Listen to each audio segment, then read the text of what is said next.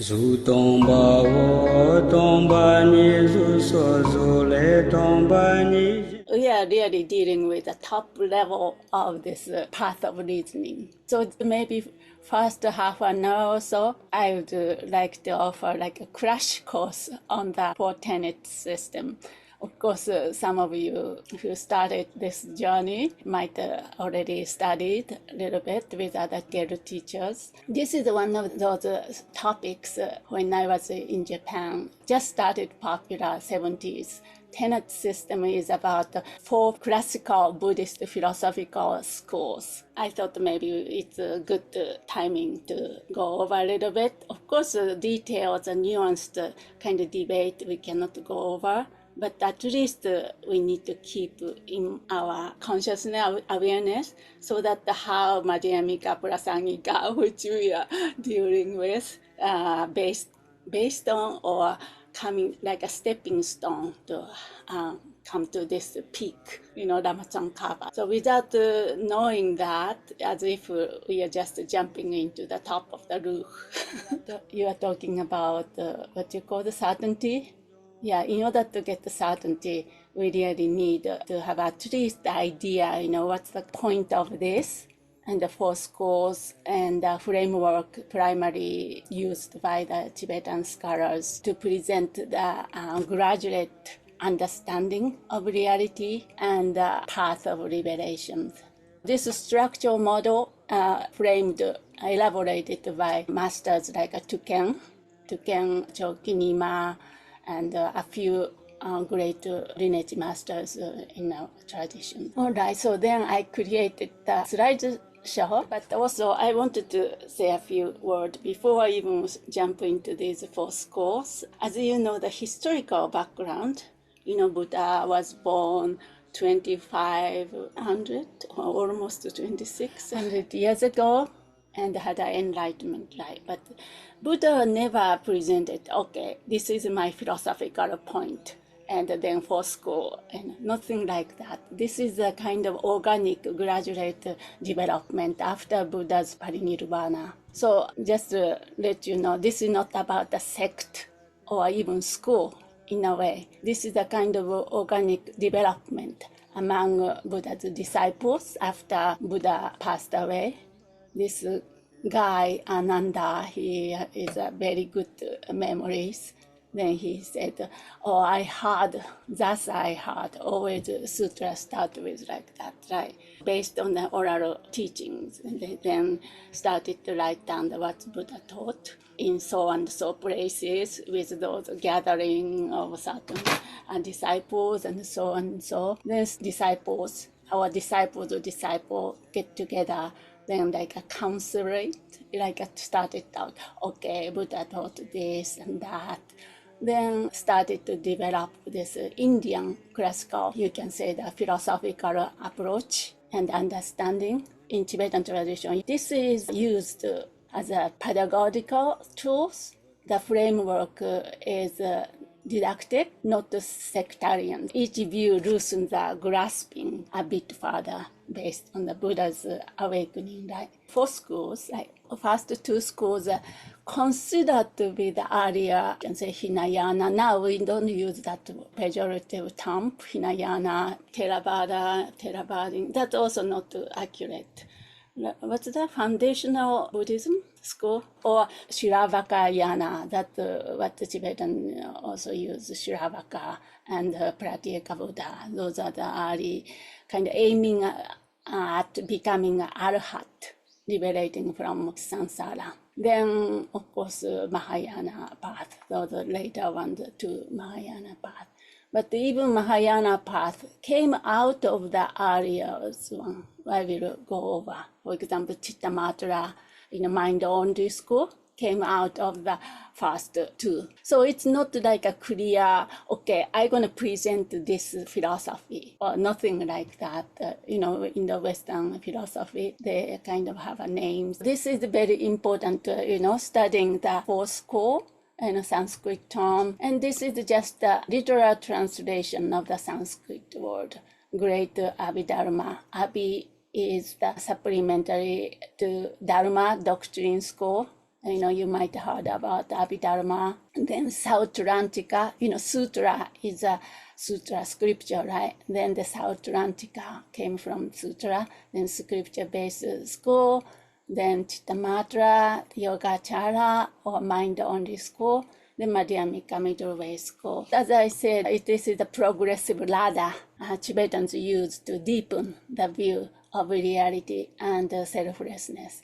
So it's silly to say, I'm a Cittamatra in a Western kind of context. This is higher and this is lower. And in a sense, nothing like that. Having said that, there's a subtlety, nuanced and get the subtler and subtler. So it's important to study with open-minded and with clarity so that we can appreciate the so-called lower school or the earlier school. We can appreciate as a stepping stone to come to the higher school. It's beneficial to study as it enables us to identify the innate misunderstanding, misapprehensions we hold, both consciously or subconsciously or unconsciously. So they can be analyzed and understood. Even within ourselves, we have this tendency, we notice our grasping, subtle grasping, even we talk about the highest view, but still we are grasping. So this is a good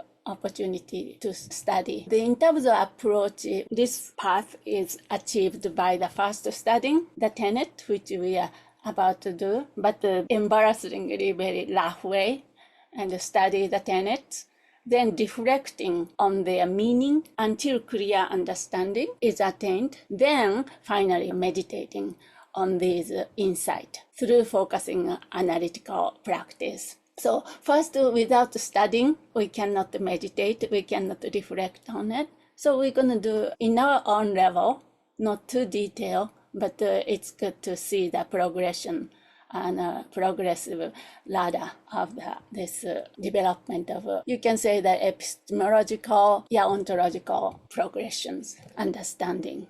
To develop the capacity to appreciate the profound views of the so-called highest tenet, the Prasangika view. So that's the kind of idea, right? Then the study of tenet provides the inner strength and the confidence. When we talk about the Prasangika view, we have a confidence, not just intellectually like, okay, Prasangika is said highest view, so I'm a follower of the Prasangika view or something like that.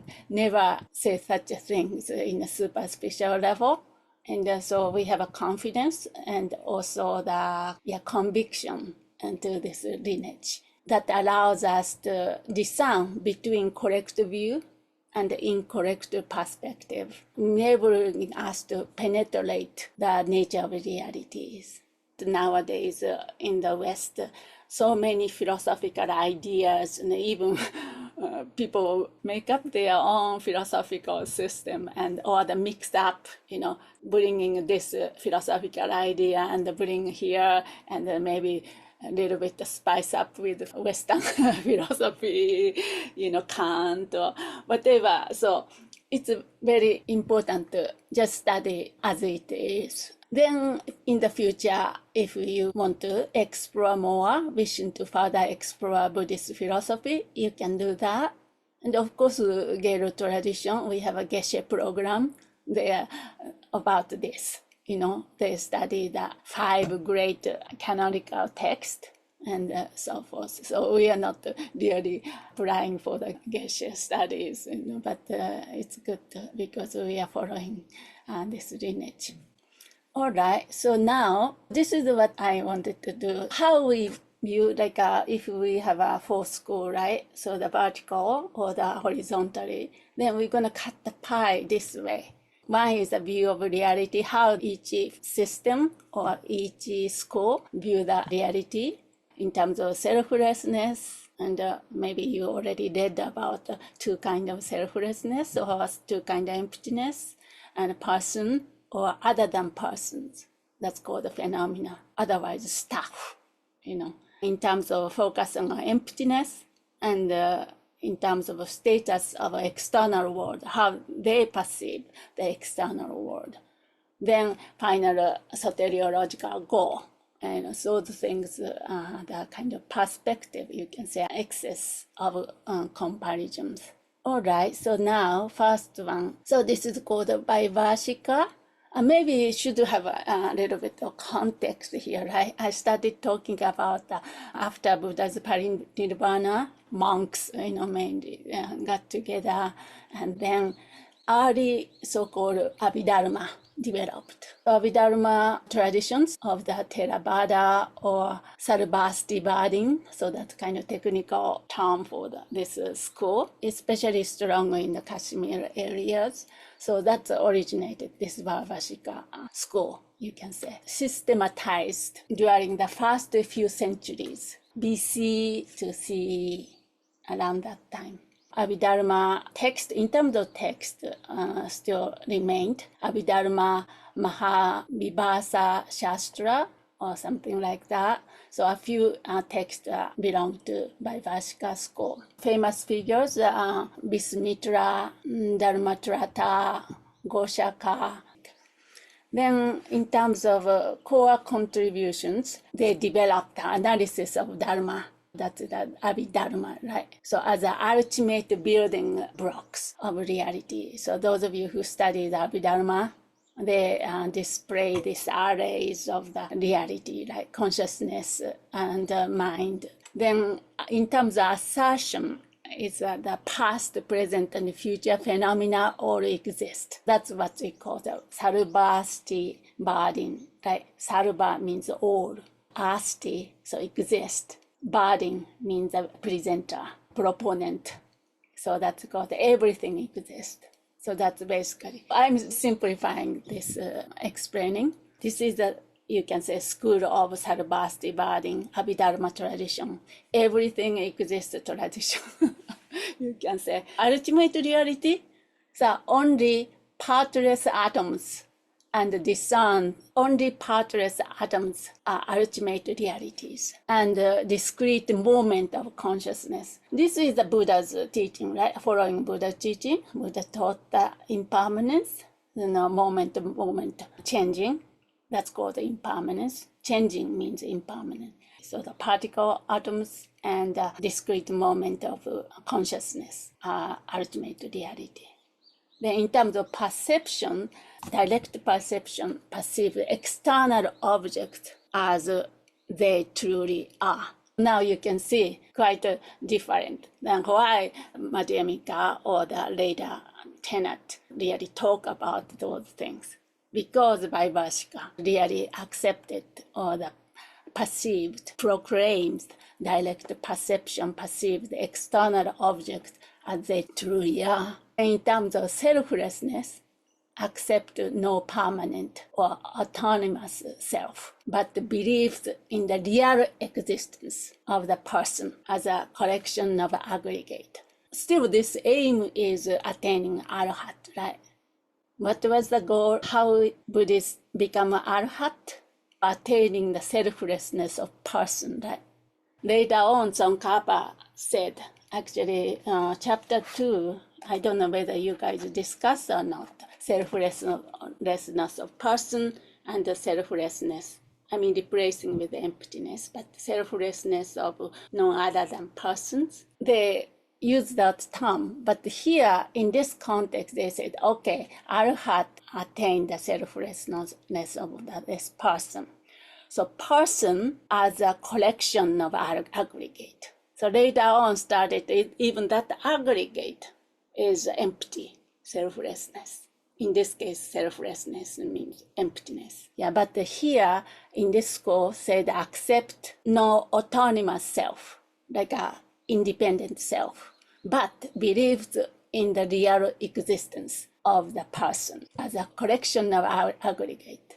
So we are made of body and mind, right? In terms of emptiness, they don't use that term, but they don't assert ultimate emptiness. Instead, focusing on analyzing dharmas or phenomena into their most basic constituent. You know what I mean?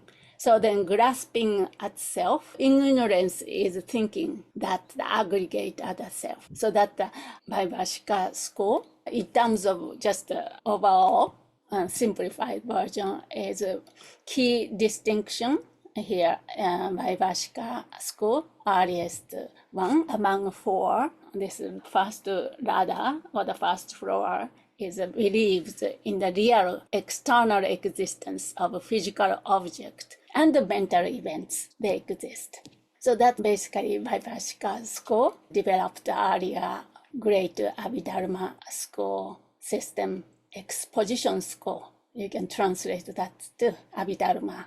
Abhi means supplementary or the exposition doctrine. We're gonna go quickly. Okay, next one is Sautantrika, as I was talking about. This is scripture-based school, sutra followers. You can say the follower of the sutra. In terms of historical development, maybe 2nd and 3rd century, emerged as a reform movement within the Sarvastivadin tradition. So that before we went over this Vaibhashika, in the Vaibhashika, Sarvasti, everything exists school, belief, proponent of that belief system. This is a kind of branch or reform movement. What they claimed is they rejected Abhidharma commentaries in favor of direct reliance on sutra. In terms of key text, it's a lost root text, known primarily through critics by others, reconstructed from Vasubandhu, the Abhidharma Kosha, and its commentaries. But in terms of text, it's a lost root text. Of course, the famous figure for this one is a Vasubandhu, author, you can say that responsible for Abhidharma Kosha. But this one, you have to pay attention. Again, this is the earlier phase of Vasubandhu.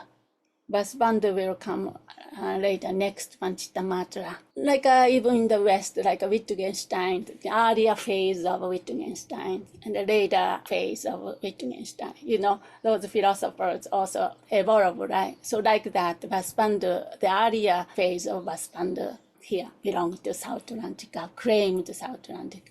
And Dignaga, famous for logic, then further developed epistemological ideas rooted in this Sautantrika logic. This one's second scripture-based school. In terms of contribution, they asserted that only the present moment exists, moment to moment, only present moment exists. Then they introduced a new concept, epistemological concept. So introduced the representational theory of perceptions. What we perceive are mental images, not external objects directly. You remember Vaibhashika accepts the external object. Now, a little more defined here, what we perceive are mental images, not the external object directly. So laid the groundwork for Buddhist logic and epistemology. So you can see here, finally started to have a little more groundwork for logic, the epistemologies, pramana in Sanskrit, Dignaga and Dharmakirti, stepping stone, this valid cognition. So in terms of emphasis, they emphasizes the sutra over Abhidharma treatise. First school was really focused on Abhidharma treatise, Abhidharma and commentary to Abhidharma, now focusing on the sutra. Then ultimate reality, only subtle particles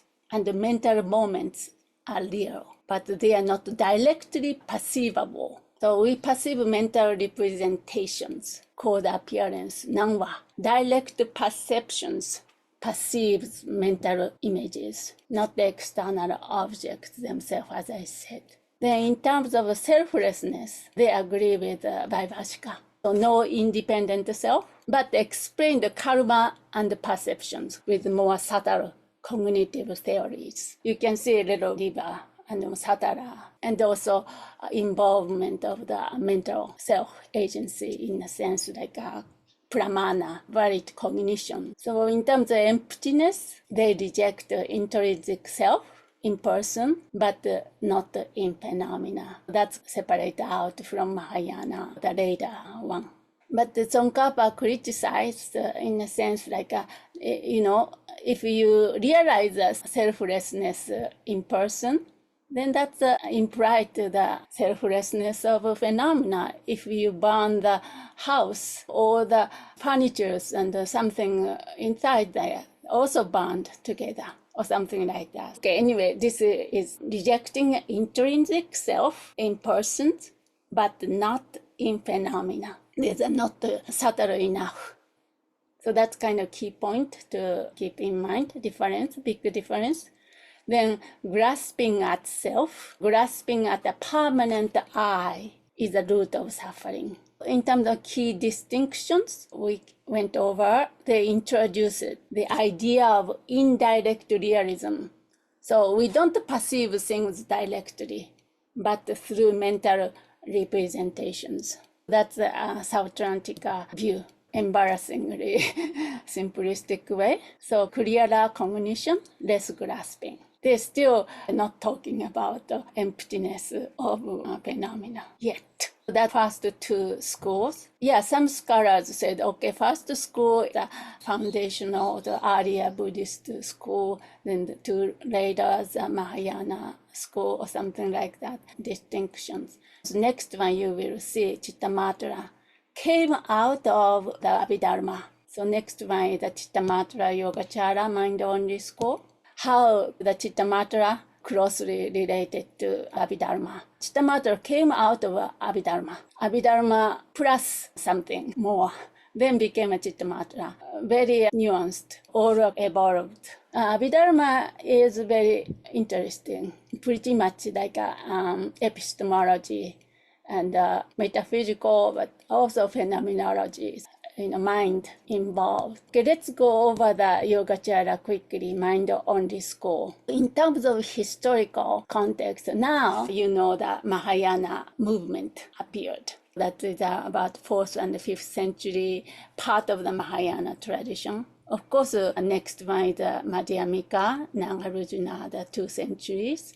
But this Cittamatra came out, the part of Mahayana movement, in response to the debate about external realities. You remember external reality, Vaibhashika proclaimed, and developed a sophisticated model of consciousness. In terms of text, Yogacara Bhumi, Ramachandra quote a bit Yogacara Bhumi as a representation of Cittamatra, and Madhyamaka Vibhaga and Mahayana Sangraha Asanga.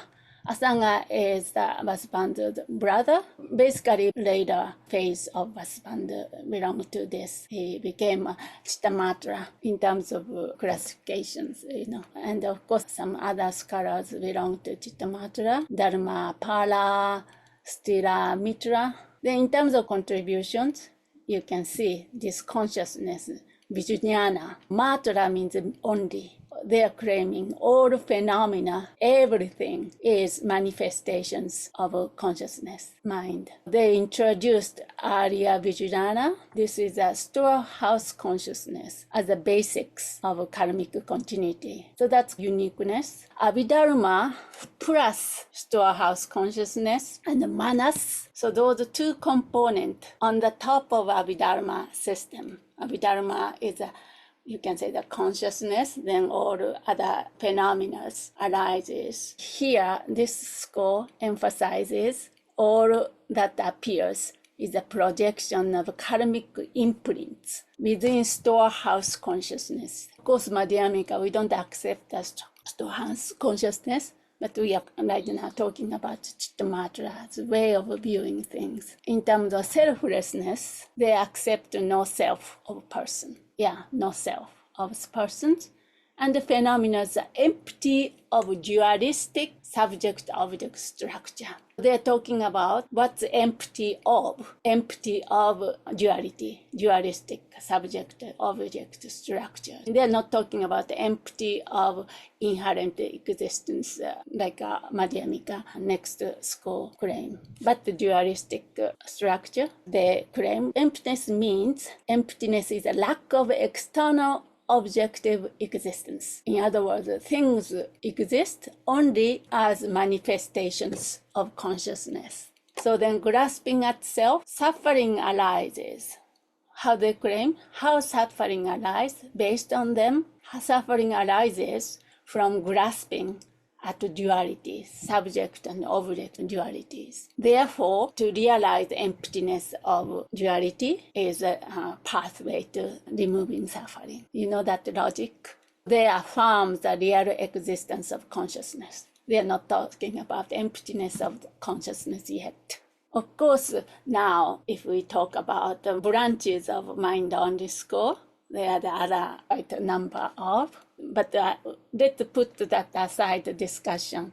I'm sure later on it will appear because Lama Tsongkhapa started to criticize or refine or unpack those subtle branches, ideas. They affirm the real existence of consciousnesses, but denies external material existence. Okay, so something like that, Cittamatra. So important here is that Cittamatra school came out of the Abhidharma, you can say, then brought Manas and the storehouse consciousness construct to be the Mahayana, in the part of the Mahayana tradition. Yeah, it gets subtler and subtler, can you see? Of course, there are lots of things we can talk about, but just move on to the next one. Now let's move to the Madhyamika, middle way school. You're very familiar with this by now. You can say founded or the initiated by Nagarjuna, 2nd centuries. This school is a philosophical, you can say the heart of Mahayana. When we talk about Mahayana, this is very important. You have to understand what Madhyamika means, what they are trying to get at. Then, of course, developed across the Indias and later into Tibet. Listen to the scholastic research. Prasangika view is not that popular in India, more like Sautantrika. Oh, okay, so I'm kind of jumped ahead. There are two main branches of Madhyamika. One is called Sautantrika, and the other one is the Prasangika. Sautantrika was using the syllogism. Vaibhashika is the figure for Sautantrika. Anyway, developed across the India and later into Tibet. Of course, the key text is a Mula Madhyamika Karika and root Madhyamika text. Then Chandrakirti Umajupa, Madhyamika Avatara, entrance into the middle way or something. And then, of course, other Nagarjuna's text and the commentaries by Baba Viveka, Buddha Parita, and Chandrakirti. Those are the text Gelug master's studies. Then I already mentioned the famous figures of Nagarjuna, founder of Madhyamika.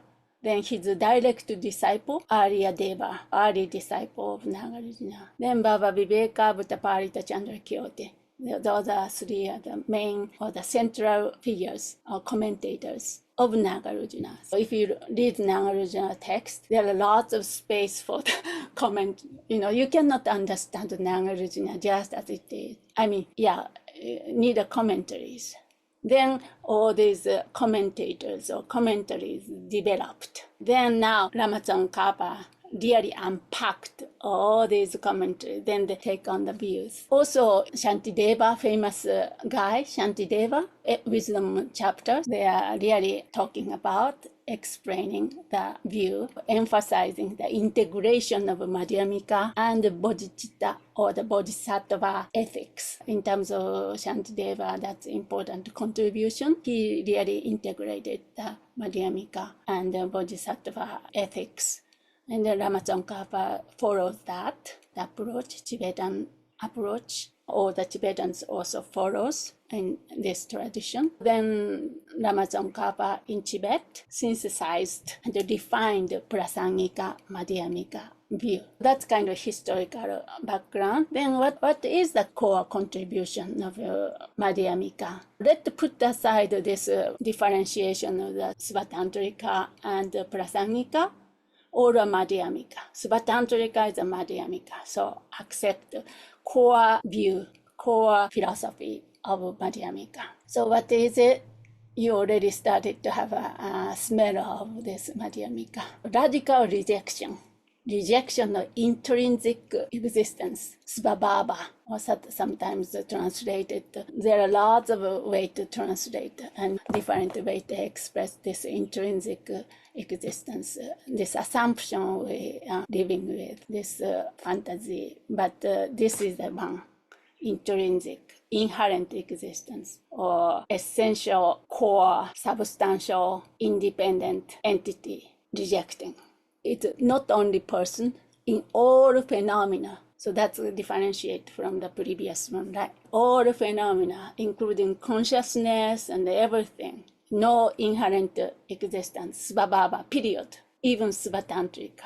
And that's the kind of the first main one. All phenomena empty of intrinsic nature. This is the prasangika, develop the powerful prasanga. Prasanga is a consequence-based reasoning to refute all conceptual extreme. Conceptual extreme, what are they? Nihilistic idea, viewing that nothing exists at all, or eternalism, or absolutism, or essentialism, everything inherently existing. That one, negation of that. Then brought up two truths, emphasize the two truths. Of course, these translations, conventional, normally conventional ultimate, but that's come from the Western original. This is the Western term usually translated, but in fact, it's not conventional. Sambrit satya, sam means the complete, total. Brit means covered, hiding, or deceptive. So I translate deceptive reality. It's reality in terms of deceptive mind, covered mind, concealer something. I think this guy Newland translate concealer reality or something, but otherwise deceptive reality. It's reality for us. I mean, deceptive kind of concealed mind and ultimate reality, that is the emptiness. So brought up these two truths. There are lots of discussions, so I think we can go over as our journey progresses. Then final step in this progression toward complete non-dual realization. So selflessness of person and I kind of bold face and phenomena equally empty. It's not like just empty of the person like a previous school claimed. Everything, even including mind, even all the aggregates, mind, body, everything's empty. But when we say the empty, you have to already know, implying this fine print, empty of inherent existence. So it's not about things do not exist at all. That's very important. Then, of course, method. This is the prasangika view. Yeah, to avoid new extreme. Then goal is the direct realization of emptiness that leads to Buddhahood. That's kind of a very brief, quick overview of Fourth School. Another word, this is, as I said, a very good way to understand the progression. The next one, I created a chart. So if you like later on, you can go over this and see how, even in your own mind, you can trace your development of your understanding, step by step. You can see, you can appreciate the previous one. So use this as I said, a teaching tool. So these are not the sect, as I said, progressive views to train the mind. Last slide. Yeah, so I already said that one. This is not the sectarians, but the didactic, pedagogical tools. So each view loosens the grasping a bit further. Then culmination is prasangika, madhyamaka, which we are dealing with right now, refuting all forms of intrinsic existence. That's very important. All forms of even ultimate realities, emptiness, lacks intrinsic existence. Even conventional reality. I mean, ultimate reality is easy, right? So lacks intrinsic existence. But even conventionally, even they use the term dhrutam, means tiny bit, no intrinsic existence, period. Without asserting a new refined reality. That's prasangika way view.